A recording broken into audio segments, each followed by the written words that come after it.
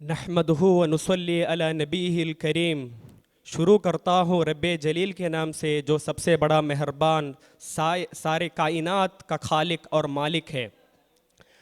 मुअज़्ज़िज़ असातिज़े किराम, मुहतरम सामिईन, जज साहिबान और मेरे हम नशीद दिल चिस्ते चुलेरे मेरे प्यारे भाइयों, आज की इस मुबारक और रंग बिरंगी चमकी हुई इस महफिल में आपके सामने मुझे लब पर शाई करने के लिए जो मौजू चुना हुआ है वह हिंदुस्तान के नज़में और शायरों के बारे में है।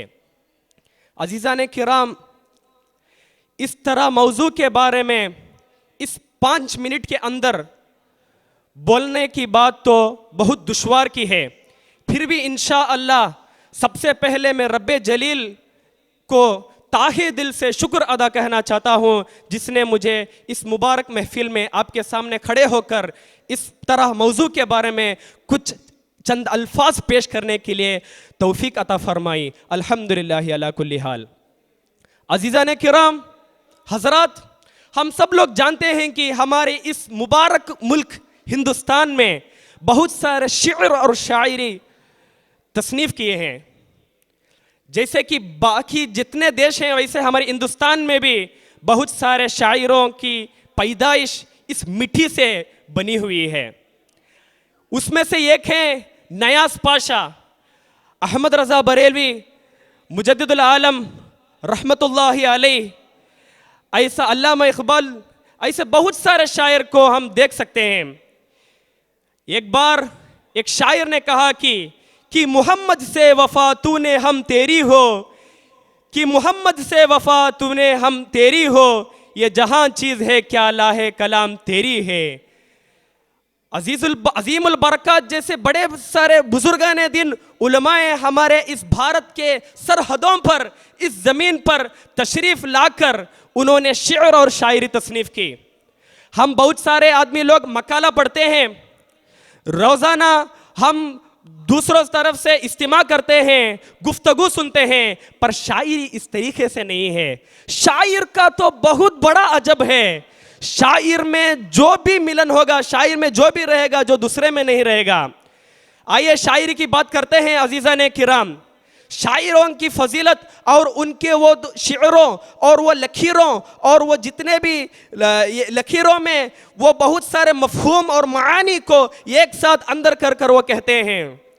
शायरों में बहुत सारे घिले हुए छुपे हैं, सुन्ने तरह सोने तरह के सिक्के छुपे हैं उसके अंदर।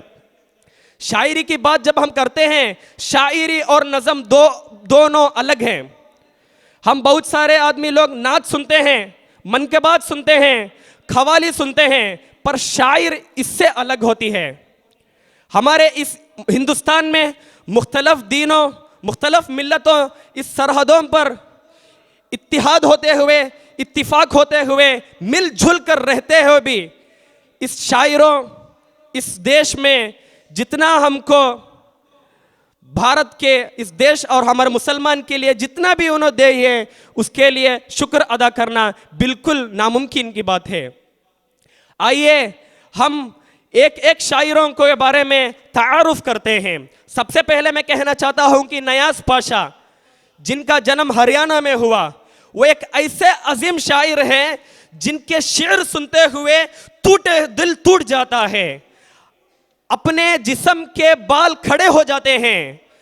अल्लामा इकबाल के बारे में तो मैं आपसे बताने की ज़रूरत ही नहीं है, वो तो मशहूर हैं। आला हज़रत के बारे में जब मैं अब बताना चाहता हूं तो उन्होंने हुजूर पाक ताजदार मदीना सरकार दो आलम सल्लल्लाहु अलैहि वसल्लम के बारे में इतनी अच्छी तरह उन्होंने शेर में बोला जाया कि आशिक और रसूल के आंखों में से भी आंख का पानी ठप ठप निकल होता जाता है, खून के आंसू बहते जाते हैं, उनकी वो इश्क की दुनिया में डूबे जाते हुए हैं सब लोग। शेर की फजीलत और शेर की इतनी बुलंद दर्जा हासिल होने की यही कारण है।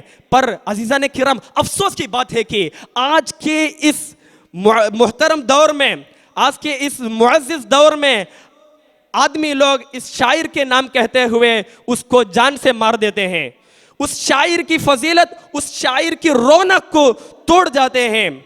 शायरी की एक शराइत और फराइज हैं, शायरी के कुछ तरीके हैं, कुछ मसलके हैं, वो सीखते बिना शायर नाम बोलते हुए, आशिक नाम बोलते हुए शायरी की उस खूबसूरती हुई उस चेहरे की, उस जिस्म की तोड़ने की कोशिश करते हैं। अजीज़ान किराम, वक़्त की लिहाज करते हुए, वक़्त की किल्लत लिहाज करते हुए मैं मेरी इस तकरीर को घसीटने और इताला करना नहीं चाहता हूँ। आइए, मुझे आप लोग से यही गुजारिश है कि हम सब लोग इत्तिफाक होके, इत्तिहाद होके इस शायर के जितने भी कवाइद और कानून हैं उसके मुताबिक, उसको लिहाज करते हुए, जितने भी हमारे बुजुर्गान दीन, उलमा और बहुत सारे अज़ाफिर अकाबिर उलमा हैं जिसने वो तरीक़ा हमको सिखाया है, उसी तरीक़ा को लिहाज करते हुए, उसी को मानते हुए हम लोग एक साथ होकर इस शायरी की हर एक एक महक आने वाली नस्ल को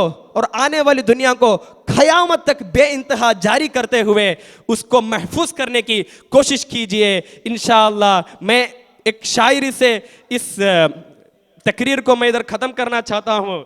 खुदा के सल्तनत वो जहां है को वो लाया है, खुदा के सल्तनत का वो जहां है कौन वो लाया है, तुम्हें तो तुम हो, तुम्ही तो तुम हो, तुम्ही तो तुम हो यहाँ तो यहाँ, जो वहाँ तो वहाँ। अजीज़ान किराम, मैं मेरी इस तकरीर को यहीं पेश करते हुए, दुआओं के गुजारिश करते हुए मेरी इस तकरीर को मैं इधर आपके सामने समाप्त करना चाहता हूँ। वाखिर दावाना अल्हम्दुलिल्लाहि रब्बिल आलमीन। इंशाअल्लाह इसी महफिल में फिर मिलेंगे। शुक्रिया।